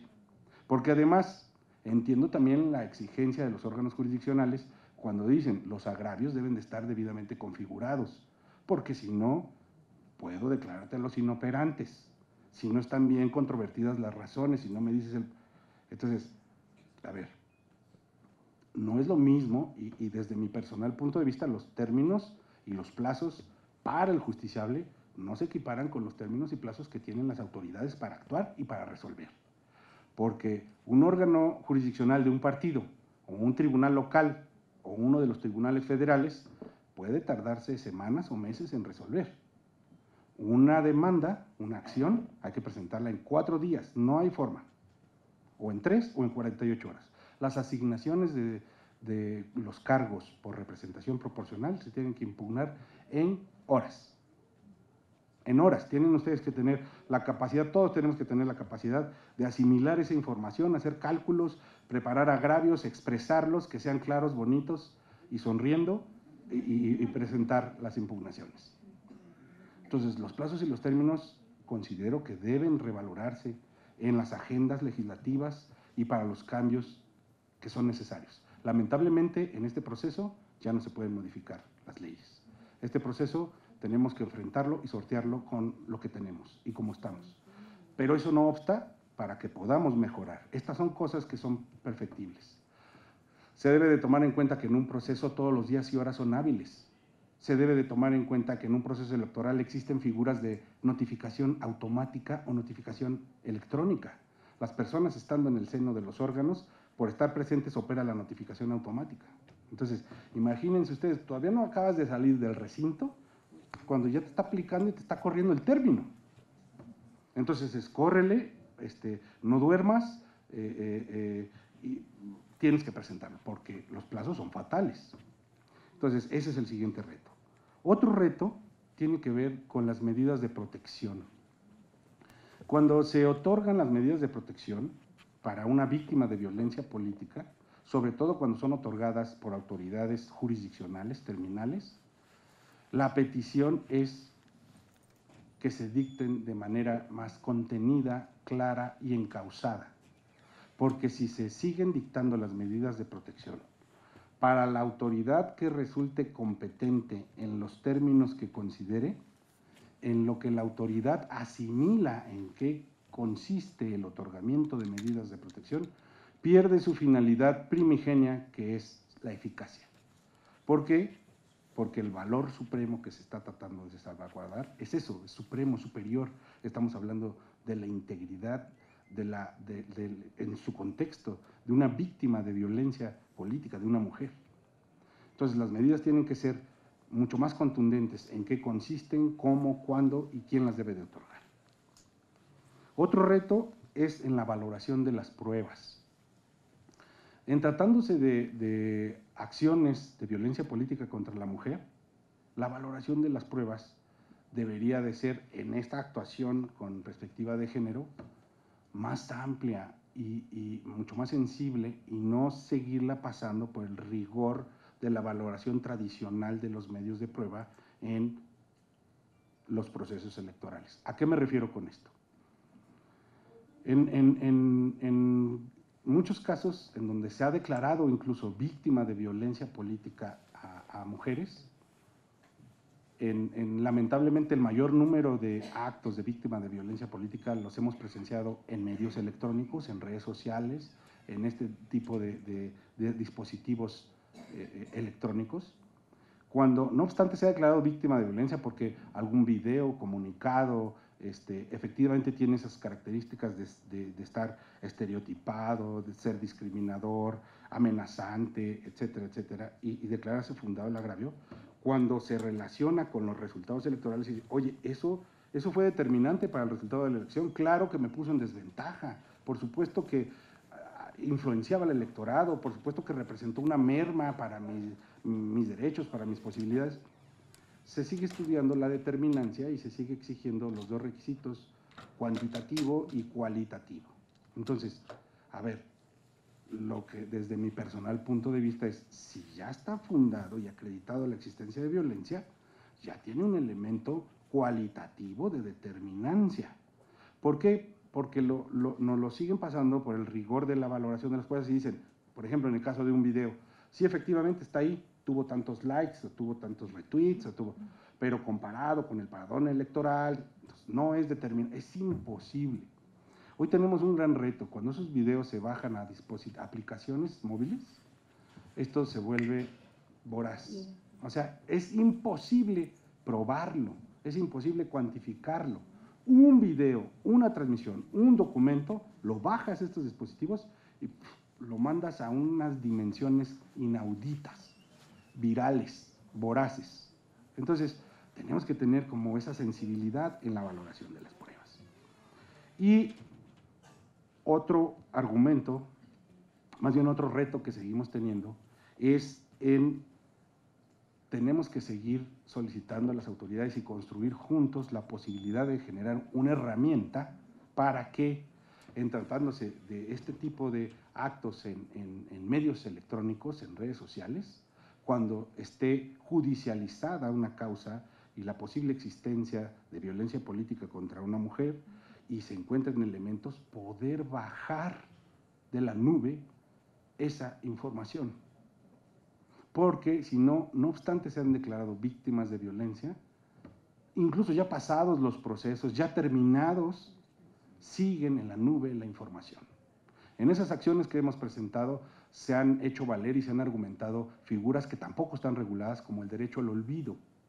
Y se ha tratado de decirle a las autoridades, entendemos perfectamente que un hombre o una mujer que es servidor o servidora pública o que es candidato o candidata a un cargo de elección popular están sujetos a un escrutinio público diferente, porque ellos tienen que postularse y tienen que ganar adeptos y tienen que tener una interacción social distinta.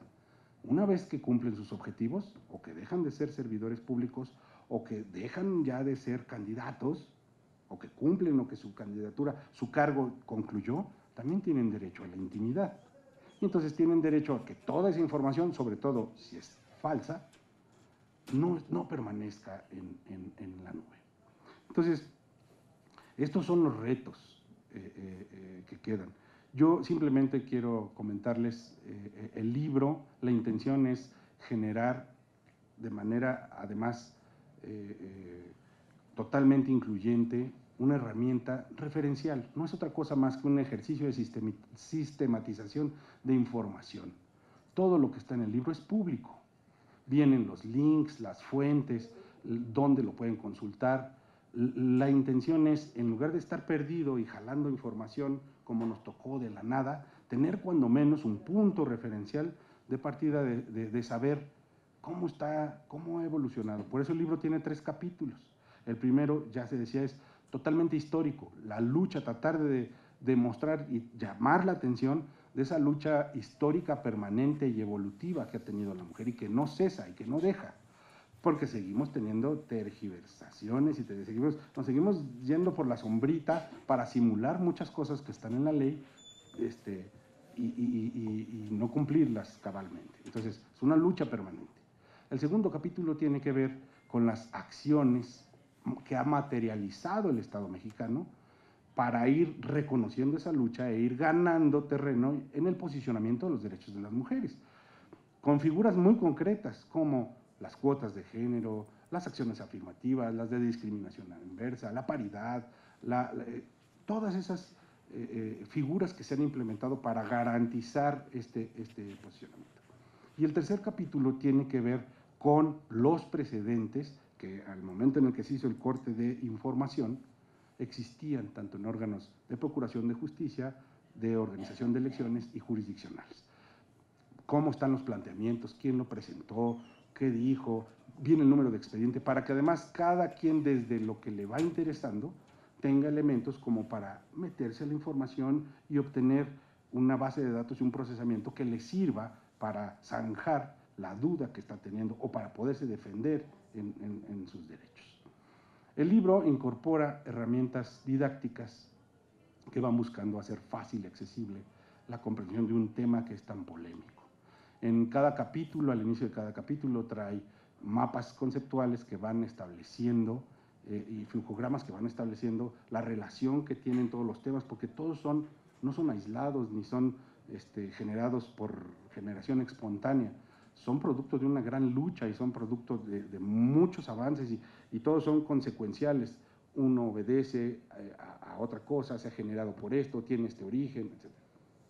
Cada capítulo también trae una descripción de su contenido y a lo largo de todo el libro, como se decía, trae una herramienta que son burbujas o ventanas conceptuales, que lo que va buscando es facilitar la retención de las ideas en aquello que me interesa o los énfasis que se fueron poniendo en temas que son importantes, son flashazos, para que la gente también tenga la posibilidad de irse a lo que más le interese y ubicarlo más fácilmente.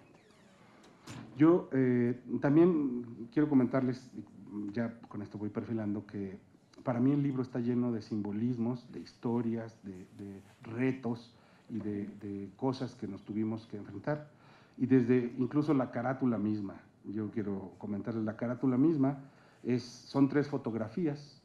Las fotografías las tomó mi hijo. La primera es un mural en un pueblo en Morelos, en Amilcingo, Morelos, que es un pueblo destacado incluso por su lucha de los derechos de sus mujeres. La segunda es un horizonte perfectamente definido, teñido de color naranja, evocando los días naranja de erradicación de la violencia contra la mujer.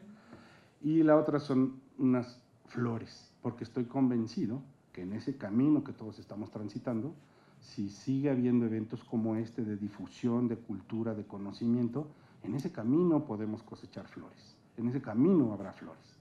Las fotos las sacó mi hijo, quien me ayudó a hacer el collage y la expresión y la fusión fue mi hija. Entonces, es un ejercicio totalmente paritario, ¿no? de la postulación e integración de mi familia. Pero me ayudaron. Está a su consideración el libro, es con la intención de generar una herramienta. Yo simplemente quiero cerrar y agradecer muchísimo mi exposición con una frase de Bella Abzug que dice: la prueba para saber si podemos hacer un trabajo, y yo le agregaría, la prueba para saber si podemos desempeñar o no un cargo de elección popular, no debería depender de cómo están organizados tus cromosomas. Muchas gracias.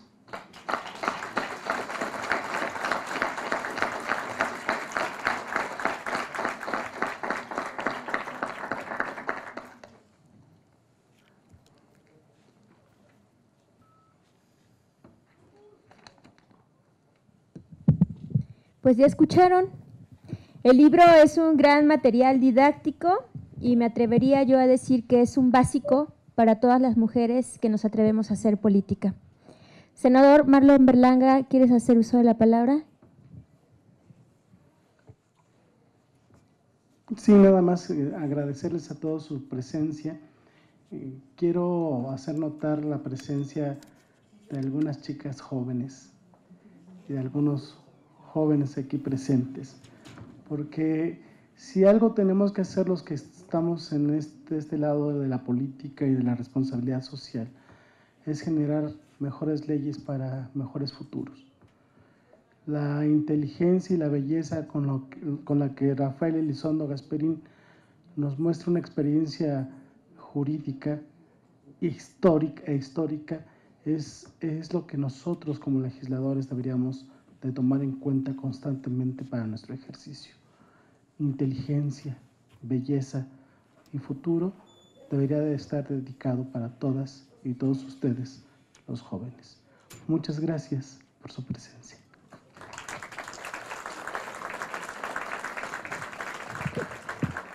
Pues bien, permítanme hacer el comercial. El libro está a la venta y como es por su presentación, tiene un precio especial. Lo van a encontrar más económico aquí que en la editorial Porrúa, ¿no? Entonces, si quieren comprarlo el día de hoy, tiene un precio de 153 pesos, muy accesible. Pues bien, si bien la lucha de las mujeres por nuestros derechos políticos en México data de 1917, tuvieron que pasar 36 años para que en 1953 se otorgara a la mujer la calidad de ciudadana mexicana con derecho a votar y ser votada. Pero hoy, como desde hace 65 años, las mujeres seguimos peleando al interior de nuestros partidos y contra sus dirigentes, así como desde las cámaras de representación, por el reconocimiento a nuestros derechos políticos y electorales. Y es así que ante el presente proceso electoral, las mujeres iremos a la disputa por la mitad de los cargos de representación en total estado de indefensión legal, pues no hubo voluntad política para aprobar la ley que prevenga, sancione y erradique la violencia política contra las mujeres en México. Es por demás retrógrado que en pleno siglo XXI haya quienes se resistan a reconocer la paridad como un ingrediente fundamental en la democracia. Un protocolo no es suficiente, pero la lucha sigue. Sin las mujeres en la política, la democracia no va. Gracias a todas y a todos por su apreciable presencia.